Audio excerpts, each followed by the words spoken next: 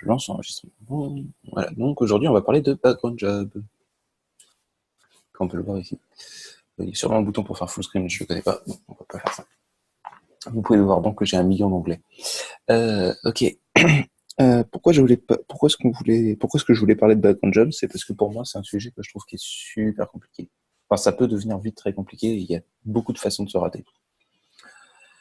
Moi, je vais essayer en fait, ce que je pensais faire la chose en 2 phases. Une première qui serait un tout petit peu plus théorique que d'habitude, où je vais expliquer un peu le pourquoi est-ce qu'on construit un système de background job de cette façon-là. Enfin, pourquoi Redis, pourquoi Sidekick, c'est un second process. Voilà. Pourquoi est-ce qu'on fait ça comme ça? Et dans une deuxième phase, je vais vous montrer des exemples un petit peu. On va parler de comment ça peut mal se passer, comment débugger tout ça. Voilà. Ok. Ok. Quand est-ce que tu as besoin d'un background job? Tu as besoin d'un background job quand tu as des requêtes qui sont trop longues. Ça arrive assez souvent. Par exemple, on l'a vu dans mon autre vidéo sur les turtles, c'est par exemple quand tu envoyé un mail, ça prend 1 seconde et demie. T'as pas envie de faire attendre ton utilisateur. C'est-à-dire, il a autre chose à faire. Ou alors, tu peux aussi l'avoir quand quand tu as des tâches périodiques, genre tu as envie de faire quelque chose toutes les 24 heures, le problème d'un service web, c'est que tout ce que ça fait, c'est que quand tu reçois une requête, il réagit. Donc il est vraiment réactif et il est pas proactif, il peut pas décider de faire quelque chose tout seul. Et donc du coup, un background job, c'est pour gérer, ça permet de gérer ce genre de problématique. Ça va permettre de gérer tous les X fait quelque chose. Ou les deux en même temps. Pour ça, j'ai un exemple assez simple, c'est tu as besoin de mettre à jour tes données toutes les 24 heures, mais tu parses à chaque fois un fichier qui fait 1 giga. Donc ça prend longtemps et c'est périodique. Donc ça, c'est clairement des choses qui vont être des background jobs. Tu ne peux pas demander à un utilisateur de faire une requête toutes les 24 heures pour que ça te lance ce process. Et que lui, il soit obligé d'attendre genre 1 heure devant son PC. Voilà. Hurler, s'il y a une question, s'il y a des trucs que vous voulez que je rajoute au cours de la présence. Le but, c'est de rendre ça un peu interactif. Ok. Donc, le problème, c'est tu as une Rails app, tu as des utilisateurs, et on va s'intéresser pas au problème des tâches périodiques, ça on verra plus tard, on s'en fiche pour l'instant. On va juste penser à un truc qui est lent. Je sais pas quelle est l'API, je sais pas quel machin, mais bon, les gars, ils ont un lag infini, et en gros, chaque fois que tu fais une requête, ça prend 4 secondes, et ça n'a pas besoin d'être fait instantanément. Typiquement les mails. Ça peut clairement s'envoyer plus tard. Donc, ce que je vous propose, c'est qu'on essaye de construire le plus naïvement possible un système qui gère des background jobs. En fait. Donc, tu as l'approche naïve qui est, tu peux juste faire des threads. C'est-à-dire que l'utilisateur arrive, il visite en gros, il se crée un compte, ça va lui envoyer un email. Mais en fait, tu fais ça juste en spawnant un nouveau thread qui va s'occuper de faire ça. Donc, sa requête, elle va terminer.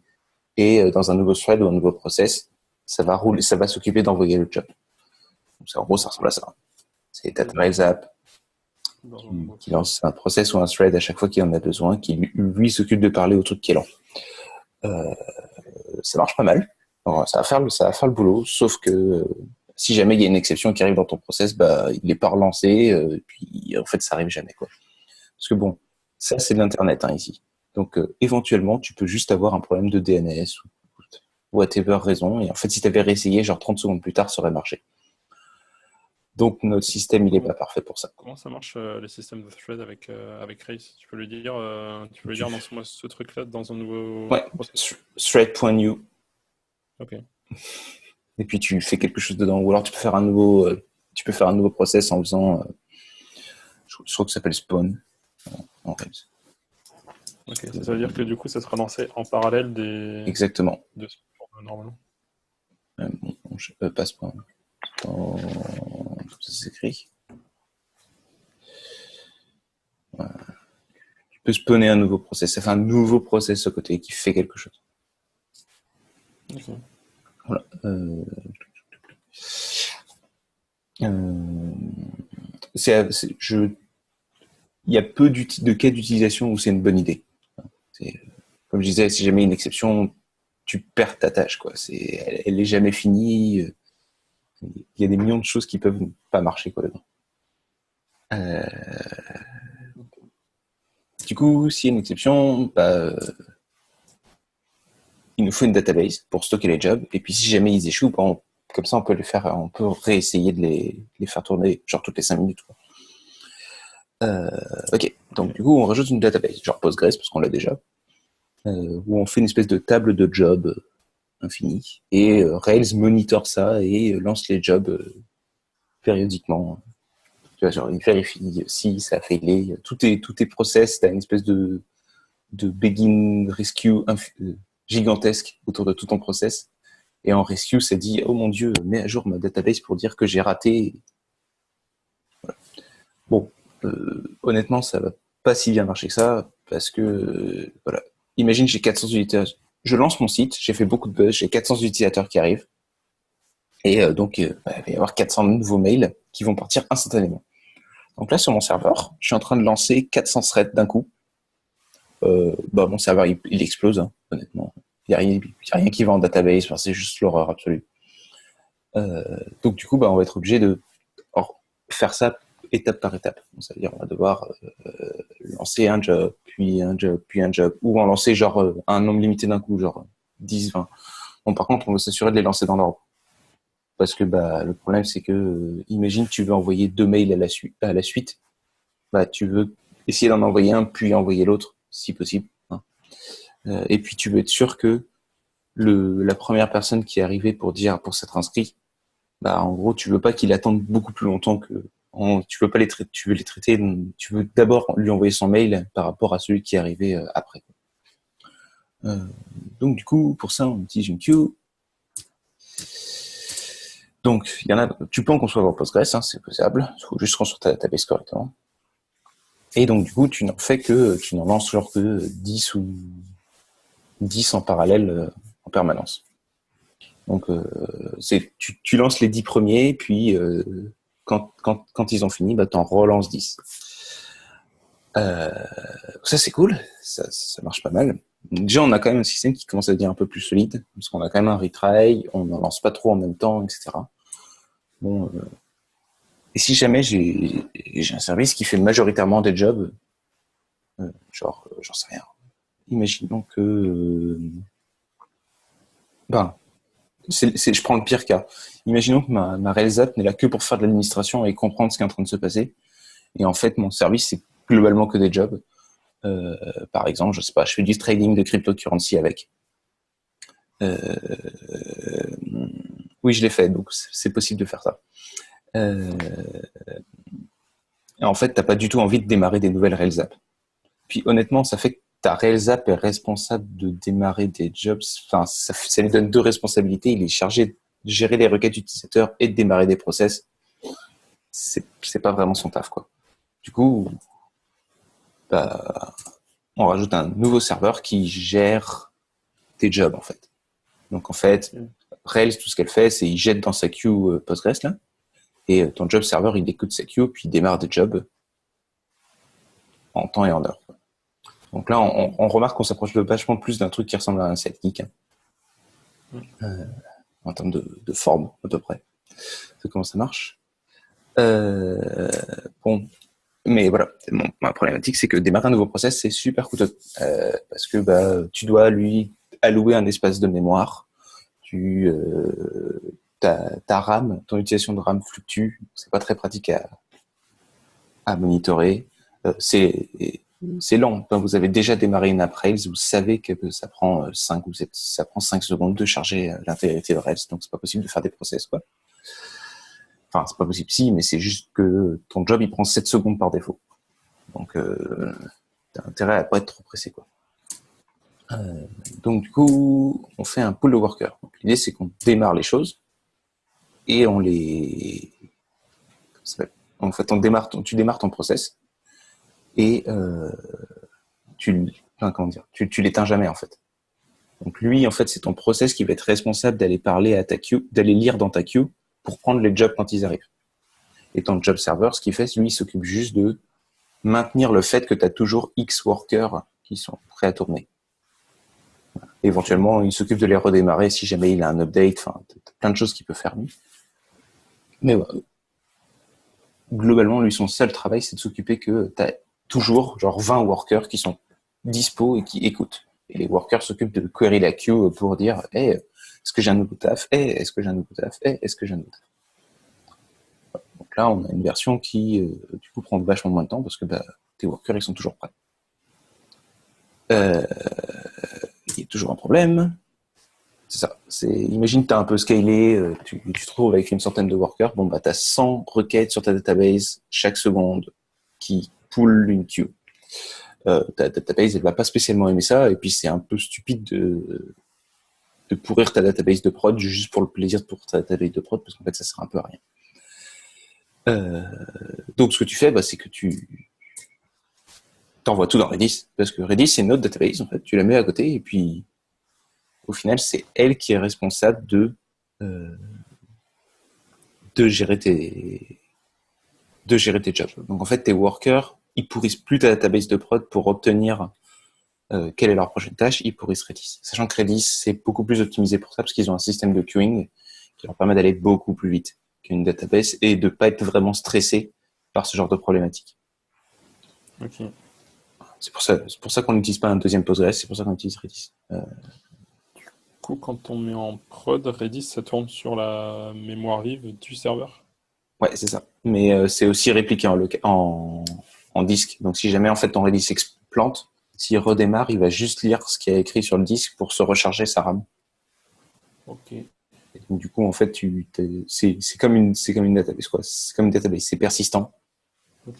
Et voilà. Et Redis, en général, c'est une database, c'est un serveur à côté, quoi. Donc là, tu vas avoir un serveur pour ton Postgres, un serveur pour ton Redis, et globalement, N serveurs qui fait ça, et N serveurs qui font ça. Ok. C'est pas forcément sur le même serveur, d'accord. Non, c'est pas forcément sur le même serveur, et tu veux pas que ce soit sur le même serveur, si possible. Ah bon? Ok. Parce que, enfin, ça dépend de comment tu conçois ton architecture, mais en gros, imagine, je sais pas pourquoi, tu as beaucoup de requêtes sur Postgres, tu veux pas spécialement que ça ralentisse ton Redis. Il n'y a pas de raison que ce soit le cas. Ah oui. En gros, tu veux pas que des requêtes sur un des deux impactent l'autre. Ok, je vois. Voilà. Ou pareil, tu veux pas faire tourner ton Redis avec ton sidekick. Bon, déjà parce que ton sidekick, il va scale et tu vas en avoir plein les uns à côté des autres. Donc, mais tu veux pas plusieurs Redis, t'en veux qu'un seul. Mais surtout, même si ça ne scalait pas, la problématique principale de faire ça, c'est imagine t'as un worker qui fait du traitement d'image, qui lance des jobs de AI, il pourrit ton CPU, et donc du coup ton Redis il est juste lent et il marche mal. C'est pas du tout ce que tu veux. Ok. Même chose côté Rails, hein. Tu peux avoir des traitements de la mort côté Rails qui font que ça marche pas. Ok. Problème, on vient d'en créer plein. J'y reviendrai, mais quand tu as ce genre d'architecture qui commence à devenir distribuée, il y a toujours plein de problèmes qui apparaissent. Genre, comment est-ce que tu monitores que ça se passe bien? Comment est-ce que tu gères tes retries de job? Parce que est-ce que tu retries à l'infini? Si jamais ton job il est fait pour échouer, est-ce qu'il n'est pas censé échouer au bout d'un moment pour de vrai et pas juste réessayer toutes les 5 secondes pendant des années? Puis c'est cool quand il n'y en a qu'un seul qui réessaye pendant des années, mais quand on a 1000 qui réessayent toutes les 5 secondes, c'est horrible parce qu'en fait, tu fais rien d'autre que réessayer ces 1000 jobs-là. Voilà, donc tu as plein de nouveaux problèmes qui viennent d'arriver. Mais globalement, on a quand même un système qui est plutôt solide. On a plein de problèmes, mais il se solve. Ok, donc on va faire une jolie lettre au Père Noël de tout ce qu'on aimerait dans notre système optimisé. On va pas traiter comment le mettre en place. Donc ce serait cool de parler de military, c'est ce que je disais. Parce que si tu sais pas si ton système de job est en train de tourner, t'es un peu dans la merde. Parce que tu sais pas ce qui se passe. Voilà. On voudrait de la concurrence parce que imagine t'as deux workers qui en même temps demandent à la queue hey, c'est quoi le prochain job? Puis ils reçoivent tous les deux le même job, t'as pas vraiment envie que des gens reçoivent des mails en double. Donc ce serait cool si ton système de job il gérait ça tout seul. Alors une interface admin ce serait génial parce qu'en termes de monitoring ce serait parfait et puis en fait on n'aurait pas besoin de se connecter en console, de faire des trucs étranges. Puis je peux en rajouter des millions. C'est voilà, pour les retries, j'aimerais bien qu'il attende une première fois 5 secondes, puis si ça marche pas, il attend genre 10 secondes, puis je sais pas, 20 secondes, puis 1 heure, puis etc. Tu vois. cool. J'aimerais bien avoir des logs corrects, j'aimerais bien pouvoir le configurer pour dire ouais, mais là, en fait, j'ai besoin que de, je sais pas, j'ai besoin de rajouter une nouvelle queue dans Redis facilement, etc. Donc voilà. Et puis on peut continuer sur cette lettre Open Novel à l'infini. Il y a beaucoup de fonctionnalités qu'on va vouloir lancer des tâches périodiques, on va vouloir faire plein de choses. Conclusion, faites-le franchement. Ne construisez jamais un système de job vous-même. J'ai vu des compagnies le faire, ça se passe mal en général. Tu gères tous ces problèmes tout seul et c'est l'horreur. Ok, c'est-à-dire sans passer par Sidekick Ah oui, c'est ça. ou reste en tout cas C'est ça. C'est sans passer par Sidekick, tu construis ça tout seul. Ok. Avec tes queuing Redis que tu t'écris toi-même, avec ton retry, avec ton interface admin, avec tes logs d'erreur qui vont au bon endroit, ton truc qui gère ta concurrence. Enfin, tu vois, t'as tellement de problèmes à gérer que t'as vraiment pas envie de le faire tout seul. Du coup, c'est quoi les options que tu as pour construire ça? Parce que je dis Sidekick en général parce que c'est celle que je préfère, mais il y a d'autres options. Tu as Delete Job qui existe. Donc ça, c'est construit par Shopify. Ça marche bien. Le gros défaut, c'est que ça se base sur ta database Postgres. Donc, on a vu tout à l'heure, c'est le problème, c'est que ça va la stresser. Donc, si tu scales un peu trop fort, ça va être très désagréable pour elle. Ok, mais ça va pour une petite app, genre si tu as juste des petits jobs. Exactement. Delete Job, ça a l'avantage de t'as pas besoin de te faire chier à mettre un Redis, ce genre de trucs. Honnêtement, vu la facilité avec laquelle tu mets un sidekick, je suis pas sûr qu'il y a vraiment encore un intérêt. À une époque, sidekick, c'était un peu... ça marchait parfois. Des fois, tu avais vraiment des problèmes. L'interface admin n'était pas aussi bien. Donc ouais, je comprends que Daily Job ait pu valoir le coup. Maintenant, je suis moins convaincu. Sachant que ça a quelques autres avantages. Je crois que c'est mieux pour certains trucs de monitoring ou pour relancer certains jobs. Je suis pas sûr. Honnêtement, j'ai très peu utilisé. T'as Resk. Alors Resk, ça marche sur Redis aussi. La différence, c'est que plutôt qu'avoir un pool de workers, ça démarre des threads. Donc, tu as un process principal qui démarre des threads à chaque fois. Donc, on a vu pourquoi ça marchait mal. C'est parce que ça prend un peu de temps de démarrer un thread. Tu as de l'overhead mémoire. C'est un peu moins... Et en gros, ça clique en termes de performance. Tu peux traiter 10 fois... Dans ce qu'ils annoncent, en tout cas, et dans ce que j'ai lu comme review sur Internet, j'ai jamais fait les tests comparatifs moi-même. En gros, tu peux traiter dans un même temps 10 fois plus de jobs avec Sidekick que tu peux en traiter avec Resk. À configuration égale. Donc, donc il y a pas vraiment d'avantage. Enfin, je vois pas vraiment d'avantage concurrentiel sur un Resk. Autant Daily Job, je comprends. Tu utilises la même database. Tu peux faire du monitoring, tu peux faire des trucs en plus, genre tu peux faire des liaisons avec tes tables, parce que comme tu parles de la même database, tu peux imaginer des trucs un peu plus complexes. Là, Resk, je vois vraiment pas le point. Voilà. Et Sidekick, des problèmes, il y en a plein sur Sidekick, on y revient. Voilà. Un worker en Sidekick, ça ressemble à ça. J'ai juste récupéré la doc à propos, c'est littéralement la doc. Donc c'est toi Vincent qui me parlait de ActiveJob. On y reviendra comment marche ActiveJob. Là, c'est juste comment marche Sidekick. Si tu mets Sidekick et tu n'utilises pas du tout ActiveJob. Donc tu vas t'écrire ta classe de hard worker dans je sais pas, /app/workers, puis tu te crées une classe comme ça. Et ailleurs dans ton code, tu l'appelles de cette façon-là. Ça va parfaitement marcher.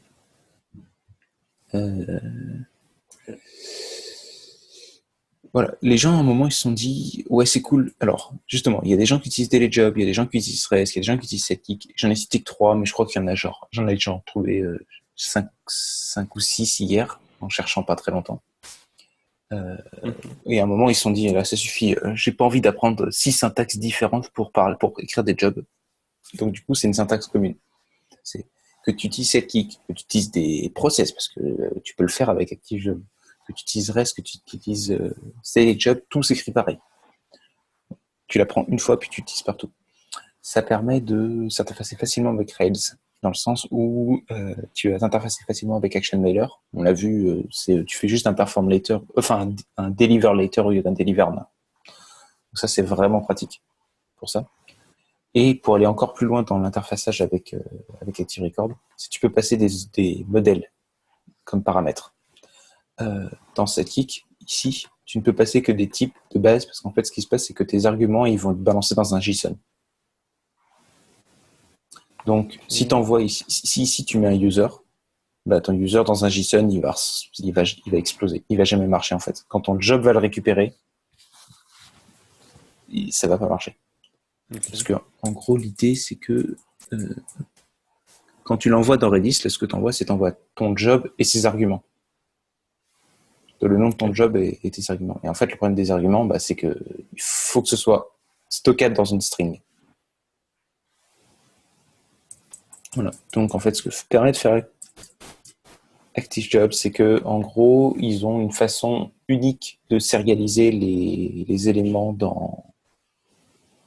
via Redis, via la base, via PG quand tu utilises DailyJob, qui du coup te permet de, tu passes ton user de cette façon-là. Et c'est transparent. Tu vas pas avoir à gérer le fait que, en fait, au début de ton job, il va aller le rechercher en database tout seul. Okay. Voilà. C'est un gros avantage de ActiveJob. Un des gros avantages de ActiveJob. Voilà. Sinon, on remarque que la syntaxe c'est globalement la même que Sidekick. Hein. C'est tu extend ActiveJob au lieu de un include. Tu lui précises le nom de sa queue. Et tu fais un perform later au lieu de faire un perform async. Voilà, c'est à peu près le niveau de difficulté. On va revenir sur les différentes choses qu'on peut faire. Je vais surtout parler d'ActiveJob après, mais je présenterai quelques trucs de Sidekick. En gros, tu peux lui dire de perform later dans 10 minutes, par exemple, ce qui des fois est pratique. Voilà. Ok, qu'est-ce qui peut aller mal? Beaucoup de choses. Par exemple, dans les choses que si tu fais que du synchrone, tu n'as jamais ce problème-là. J'en parle parce que ça m'est arrivé récemment. Ok. Que du synchrone, c'est-à-dire? Bah en fait c'est tu fais du asynchrone, tu balances une tâche pour plus tard. Tu dis plus tard fais ça. Sauf que plus tard fais ça, ça peut être quasiment instantané. Tu lui dis plus tard fais ça, puis en fait tu as un worker qui est prêt, qui écoutait sur Redis. Redis ça va super vite, et donc du coup il le fait tout de suite. Alors c'est super cool hein, de faire ça, mais en fait tu peux avoir des vrais problèmes. À savoir, imaginons je suis dans ma Rails app, je suis en train de créer un utilisateur, et là je me dis bah ouais, envoie-lui je vais créer un job, j'en sais rien, qui dit je sais pas, dans un perform later, remplis ce champ en allant query tel API. Ok. Donc c'est bête, hein, mon job il ressemble vraiment à ça. Donc tu as un perform avec tu lui passes un user, là il va aller appeler une API et puis c'est tout. Et puis dans le modèle j'ai fait ça dans un before save. Je lui dis bah, perform later et puis là au lieu de mettre user.first, je lui ai mis self. Ok. Puis là, tu arrives dans ton job et ton job, il explose. Et tu fais, mais pourquoi? Bah parce que ce qui se passe, c'est que Postgres, quand tu commences à faire un insert, avant de faire vraiment l'insert, il ouvre une transaction. Donc c'est au cas où quelque chose se passe mal, il peut revenir au début de cette transaction. Et donc du coup, c'est toute ta transaction. Tu commences à faire ton before save, after save, machin. Puis à la fin, tu commits, tu fermes ta transaction, et là, toutes les données que tu as insérées dans ta database deviennent disponibles pour tout le monde. Si ton job il est allé trop vite, et ben en fait, il a essayé de récupérer un utilisateur qui n'était pas encore disponible pour tout le monde, parce que c'est pas le même process. Et donc du coup, bah, il a fait, bah, ton utilisateur, il n'existe pas. Donc je peux pas aller je peux pas aller faire quelque chose. Alors ça, c'est un problème que tu n'aurais jamais vu en synchrone, que tu n'as que parce que tu as deux process qui vont manipuler des objets en parallèle. Bah, tu as ce genre de process qui peuvent arriver. Tu as les process de bah, ton job. Ok, un autre truc qui peut arriver, qui peut être horrible, c'est...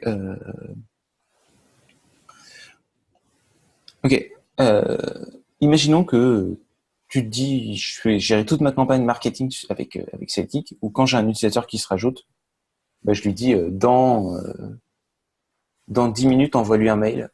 Puis dans 2 jours, envoie-lui un mail lui disant, hey, t'es pas venu, tout va bien. Puis dans 1 semaine, envoie-lui un mail pour lui dire, hey, t'as vu mon service, il est trop cool. Voilà toutes les fonctionnalités que tu peux essayer. Et dans 1 mois, renvoie-lui un mail, bah là, tu viens plus aux soirées, tout ça.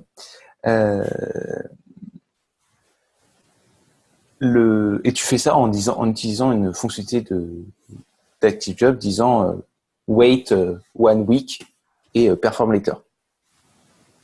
C'est trop cool. Puis à un moment, tu te rends compte que en fait c'était idiot. Puis tu supprimes tes jobs dans ta code base. Puis mais du coup tu fais un nouveau déploiement. Puis tu relances Sidekick, tout va bien. Puis là arrive genre 1 semaine plus tard. Puis ton job que tu avais un queue pour dans 1 semaine, il arrive. Puis ton code il n'existe plus. Donc Sidekick qui fait bah là ton job je le connais pas, je connais pas cette classe, elle n'existe plus dans ma code base parce que la tâche elle était dans Redis, mais ton code fait plus ce qu'il était censé faire à l'époque, au moment où tu as créé ta tâche. Du coup, d'une manière générale, je déconseille vivement de préparer des jobs pour dans longtemps. 5-10 minutes, 1 heure, allez, c'est acceptable. Pour plusieurs jours, oubliez ça. Vous allez vous taper ce bug, ces erreurs stupides de ton code n'est plus ce qu'il était au moment où tu as créé ton job. Voilà. Ou ton utilisateur n'existe plus. Imagine ton utilisateur, il s'est désenregistré entre-temps. Là, tu arrives dans ton job, bah, ton user, il est plus en database, donc tu peux plus rien faire avec. Voilà. Donc, tu peux avoir plein de problématiques qui apparaissent comme ça. Ok, donc le truc à faire, c'est de pas... Du coup, de pas... Tu peux enqueue pour dans 10 minutes, mais Ouais. mais je déconseille d'enqueue pour dans plusieurs jours. Ok. Vous allez vous taper des problèmes. Globalement, ça va mal se passer. Dans ce cas-là, ce que je conseille pour faire ce genre de choses, c'est de faire des tâches récurrentes. Si tu peux dire tous les jours à 24 heures, bah, lance ce job qui va éventuellement regarder ta database pour voir quel user il faut contacter. Éventuellement, un job pour chaque user pour tout de suite. Tu vois, tu peux imaginer des procédés complexes comme ça, mais faire des jobs pour beaucoup plus tard, c'est en général une très mauvaise pratique et en général, ça se passe très mal. Ok. Voilà. Je suis sûr que je vais pouvoir trouver d'autres choses qui peuvent très mal se passer, mais globalement, c'est vraiment les 2 points qu'il faut éviter. Il faut éviter de faire des choses pour plus tard parce que ça peut mal se passer. Et tu peux avoir une désynchronisation entre ta database, entre le moment où ton job s'exécute et le moment où tu l'as lancé dans ton reste, tu peux toujours avoir des problèmes de synchronisation. C'est pour ça, genre par exemple, le fait que ton user n'a pas vraiment été sauvé au moment où ton job se lance. Ouais, oui. Pour ça, il y a une technique assez simple. Non, c'est pas celui que je veux. Callback Rails. Ok. Où est-ce que tu es? J'invite vivement à utiliser celui-ci. Il y a un after commit comme callback dans Rails qui est après que c'est committé en database et que c'est disponible pour tout le monde. C'est à ça qu'il sert celui-là. Et c'est pour ça qu'en général, tes jobs, tu ne les mets pas dans les after save, tu ne les mets pas dans les after create, ce genre de choses, tu les mets dans uniquement after commit. Parce que sinon, ça va mal se passer. Voilà. Okay. Denis, si je comprends bien, mettons j'ai mon objet user, je récupère les params, super, et je vais écrire à la fin de cette séquence dans la fonction after commit, et là j'appelle mon worker. Exact. Alors after commit, je sais pas si tu te souviens, on a fait un callback. C'est tu lui dis un after quelque chose, fait telle chose. C'est ça, ouais, c'est ça. Ok, c'est ça. Et donc les workers, je les conseille de les mettre tous dans le after commit. Ah oui, c'est dans la classe, pardon, c'est dans la classe, c'est pas dans le modèle. Ouais, c'est dans le modèle, ouais, mais c'est. Oui, pour qu'à chaque fois que quelqu'un se fasse, ça, il arrive ça. Ouais, c'est ça, par exemple. Ah ouais, ça évite de recopier. Ok. Tu peux mettre des if, Ouais, je comprends. des conditions, tu peux mettre plein de choses. Ouais. Ah oui, c'est les callbacks, c'est dans le modèle, pas dans le contrôleur. C'est ça. Ouais, donc autant pour moi. Merci. Pas de souci. Voilà. Je ne sais pas si vous avez des questions déjà par rapport à ce dont j'ai déjà parlé, parce que pour l'instant, j'ai globalement fini cette présentation-là. Après, je vais vous montrer des exemples de code, on va parler plus de technique. Est-ce que c'était à peu près clair? Est-ce que vous voyez pourquoi est-ce que Sidekick, ça ressemble à ce truc compliqué? Yes. Non. J'espère que c'est un peu plus clair de ce côté-là. Ouais, archi clair. Juste une question, pourquoi on utilise PG et pas Redis pour d'autres choses alors? Enfin, parce que c'est une bonne question. Tu pourrais utiliser Redis. Le problème de Redis, c'est que ça a un seul type de data, c'est des strings. D'accord. Et qu'en gros, ça se comporte comme un immense hash. D'accord, c'est une excellente réponse. Key value. Donc, c'est pas très agréable pour stocker des data. Tu vois, si tu veux faire des joins, oublie. Hein. Parce que comme tu as un hash, ça marche pas. Ouais, c'est ça. Ok, capitaux. Merci. D'autres questions? Ou ça va? C'était clair. Ok. Non, c'était clair, oui. Cool. Alors, on va parler un tout petit peu d'ActiveJob et de trucs qu'on peut faire avec. J'imagine que vous avez déjà tous lu cette doc. Hein. Of course. Les choses qui vont vous intéresser là-dedans, c'est ce genre de choses. Les retry on, c'est super important de gérer correctement ces exceptions. C'est un truc qu'il faut absolument penser à faire dans cette job. À savoir, il faut dire, ok, telle exception, c'est normal qu'elle arrive, ne retry pas dessus. Ou telle exception, c'est pas normal qu'elle arrive. Il faut que tu fasses il faut que tu retry 5 fois toutes les 3 secondes. Alors voilà. C'est ce que fait par défaut ActiveJob. Si tu lui dis retry sur cette exception. Et si c'est une exception bizarre, je crois que c'est celle qui gère le retry. À vérifier. En général, je définis toujours mes exceptions dans mes jobs, donc je sais pas ce genre de problématique. Okay, c'est dans le corps du job, tu définis le... Ouais, tu lui définis exactement ce que tu veux qu'il fasse. Tu lui dis si l'erreur c'est ça, tu fais ça. Si... Yep. J'invite vivement à mettre toujours celle-ci. Deserialisation error. Ce que ça veut souvent dire, c'est que... ok, il explique juste dessous. C'est si ton user il a disparu entre-temps, tu vas avoir un ActiveJob deserialisation error.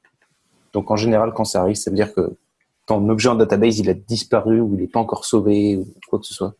Et donc du coup, tu peux même pas retry. C'est que ton job il va globalement jamais marcher. Donc c'est même pas la peine d'essayer. Voilà. Ça c'est vraiment important.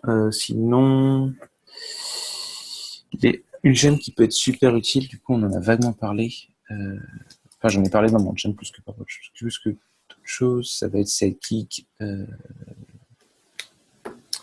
ça s'appelle? Scheduler.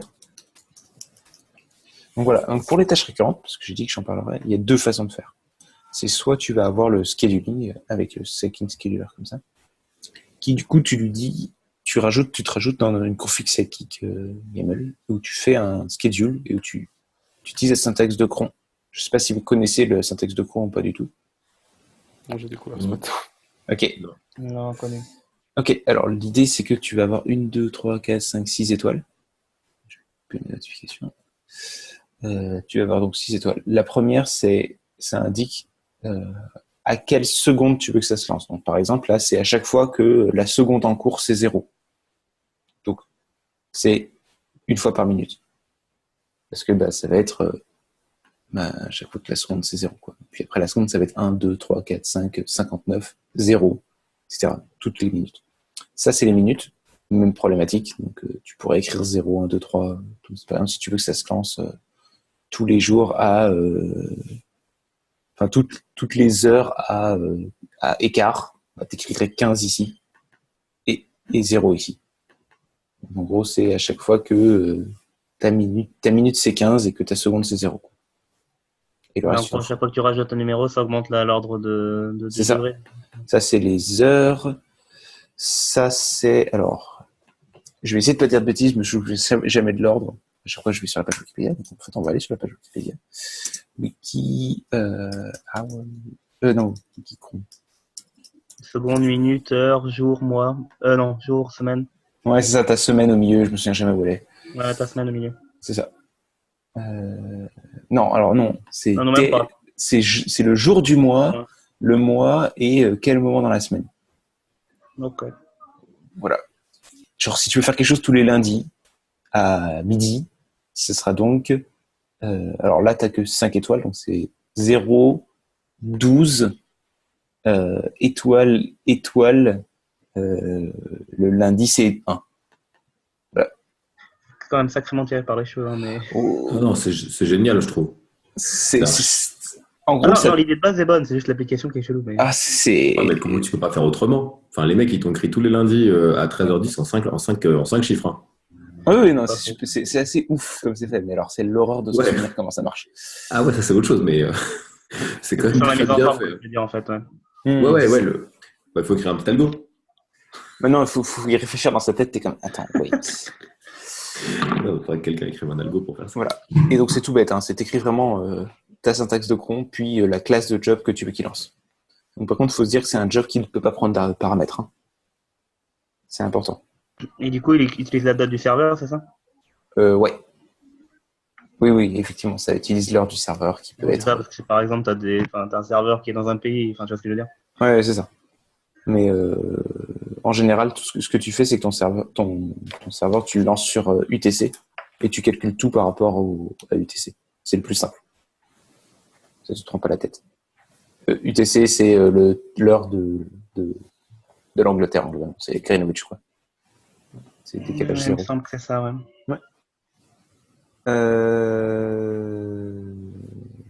Voilà. Ah oui, et donc l'autre façon de le faire, c'est ce que tu peux faire, c'est que tu vas avoir un scheduler qui est ailleurs. Genre par exemple, Heroku te permet d'en avoir un. Du coup, juste Denis, sur le Oui. scheduler que tu vas me montrer, là, il y a juste à installer la gemme et ajouter ça dans config/setkick.yml. Et après, ça va s'exécuter tout seul. En fait, exactement. Donc là, quand tu te mets require scheduler, tu le fais pas, ça sert à rien. Okay. Tout ce qu'il faut, c'est... Alors, par contre, tu fais pas le gem install de cette façon-là. Tu le mets dans ton gem file, et comme tu le mets dans ton gem file, ça va être require. Donc, en fait, tu n'as pas besoin de mettre un require. Ouais. C'est pour ça. Et en gros, quand tu roules sidekick, donc tu fais pas le -r machin, hein, tu fais un sidekick normal comme d'habitude. Et au démarrage, sidekick, il va lire son fichier config/sidekick.yml et il va voir, ah ok, j'ai des schedules, j'ai ma gem sidekick scheduler qui est chargée. Donc du coup, je sais les traiter. Et donc, du coup, au démarrage, il va faire « Ok, je fais des schedules. » Et donc, toutes les minutes, il va démarrer ton job. Ok, cool. 54. Du moment que tu as ton sidekick qui est bien lancé, ça... Exactement. Cool. Voilà. Faut savoir que Heroku arrête ton sidekick des serveurs quand ils ne sont pas utilisés pendant, je crois que c'est 30 minutes ou un truc comme ça. Quand tu es en gratuit. Et donc, du coup, ton sidekick, il va pas marcher. Enfin, ton schedule, il va pas marcher. Hein, si tu es en gratuit. Ah, parce que ton sidekick, il va pas tourner. Ok, même si tu as un truc prévu toutes les 5 minutes, au bout d'un moment, il s'arrête tout seul. C'est ça. Donc, du coup, à ce moment-là, il faudra que tu passes en hobby. Donc, okay. Voilà. Et donc, le hobby, lui, il s'arrête jamais. Ok. Voilà, avant que ça vous arrive. Hein. Ouais. Qu'est-ce que je voulais montrer dans les recours ? Ah oui. Les add-ons. Staging. Alors, je l'ai pas, hein, celui-là, mais je vais pouvoir montrer qu'il existe. Je sais que. Alors, j'ai aucune idée de l'endroit où il est. Je pense que je vais juste chercher. Non, sécurité totale. Merci. Search.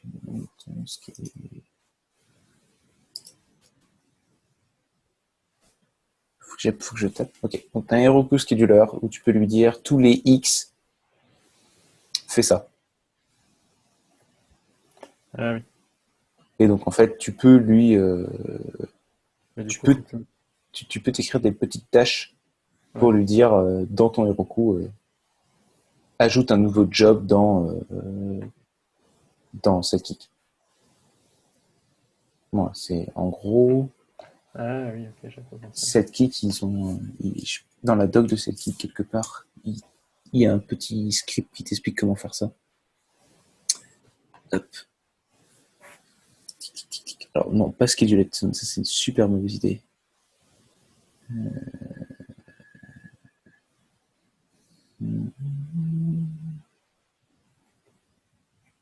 Je sais plus où est-ce qu'ils l'ont mis.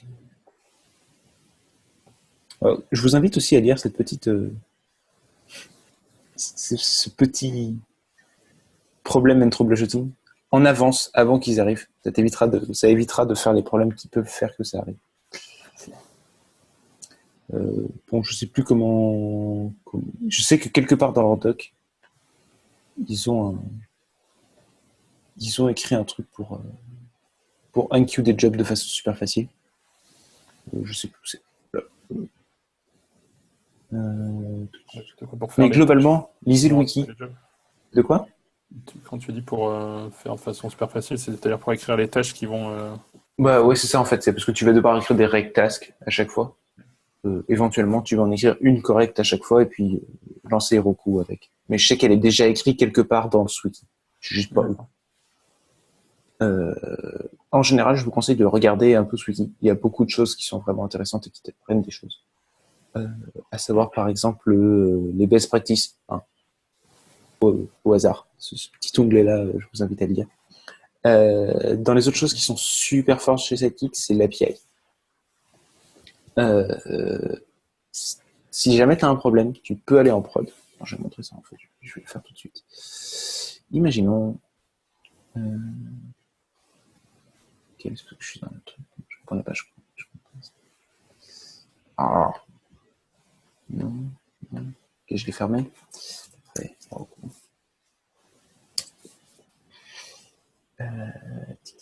reprends une app. Turtle, on a envoyé des mails avec Sidekick. Oui, on l'a fait, je pense. Ok, je vais pas le tester. Je vais le faire là où je suis sûr de l'avoir fait. Toi. Okay. Je sais pas si vous saviez, mais tu peux lui demander de... Ça marche. Hein. Ah, cool. Vous savez, ça va démarrer un nouveau... C'est cool. Je connaissais pas. Ça va démarrer un nouveau Dino. Et voilà, j'ai donc une console en prod. Et donc, du coup, tu peux lui dire require Sidekick, je sais pas l'écrire, API. Ici. Ok. C'est require par default. Plus simple. Ok. C'est bizarre que ce soit require by default. Et donc, ensuite, par exemple, tu peux lui faire API stats.new. C'est pas API, c'est Sidekick API. Ok, Sidekick 2.stats. Okay. Je vais jamais mettre la syntaxe. Sidekick 2.stats.new. Et voilà. Et en gros, ça me dit que forever, il en a process 2. Voilà. Et qu'en ce moment, il y en a 0 qui ont failed, il y en a 0 qui sont scheduled. Donc tu vois, si tu n'as même pas besoin de l'interface admin, ça te permet d'avoir une vision globale sur ton app et de comprendre où est-ce qu'il en est et qu'est-ce qui se passe. Sachant que tu peux globalement tout faire avec. Hein. Tu peux regarder les jobs qui sont en cours, regarder ceux qui sont prévus pour être retry. Tu peux en enlever dedans. Tu peux en annuler. Tu peux vérifier combien de workers sont en train de tourner.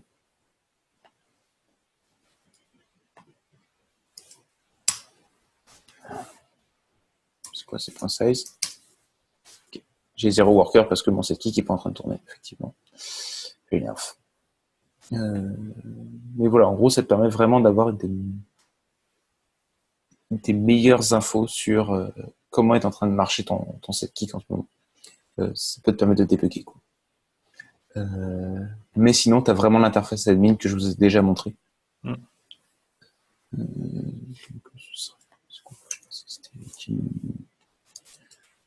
Sub API. Non, attends. C'est quoi? C'est sub staging en back. Donc sur mon API, ça s'appelle, je crois, c'est qui Kevin.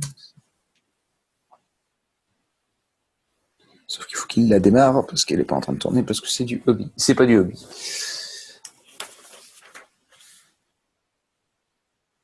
S'il veut bien. Ouais. Voilà. Et où du coup tu peux avoir à peu près les mêmes infos. Ce qui est quand même vachement plus pratique que l'interface en console. Mais des fois, c'est pratique d'avoir l'interface console. Sachant que tu peux ici, on ne le voit pas parce qu'il n'y en a pas, mais tu peux lui dire, tu vois les tâches, tu vois les arguments, et là tu as des boutons stop, annuler, là en bas tu as un bouton arrête-les tous. Voilà. Ça c'est pas mal, c'est vraiment pratique pour ça.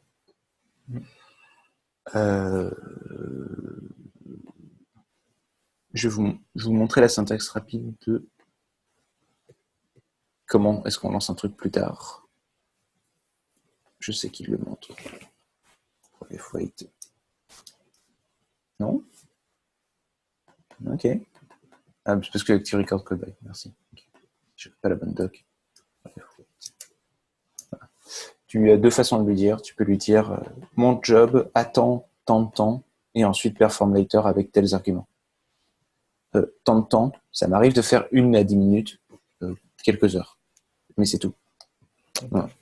Tu peux lui donner une date au besoin. Wait until. Voilà. En général, attendre un jour, c'est pas un problème. Dites-vous que si c'est plus qu'un jour, vous vous exposez à vraiment des soucis. Hein, même un jour, hein, vous allez avoir des cas où ça va pas bien se passer. Voilà. Je ne sais pas si vous avez des questions, si vous avez des trucs dont vous voulez que je parle par rapport à des jobs, en plus que ce que j'ai déjà évoqué, mais globalement, il n'y a pas grand-chose de plus à savoir sur un job. Un job, c'est juste une seule méthode. Non. C'est clair? Ouais. Voilà. De toute façon, moi, j'ai pas trop de temps, donc. Si vous n'avez pas plus de questions, je vous propose d'arrêter au moins la vidéo pour aujourd'hui. Ça sera une fois où il y aura une vidéo un peu courte. C'est bien aussi. Non, franchement, c'était bien. C'est intéressant.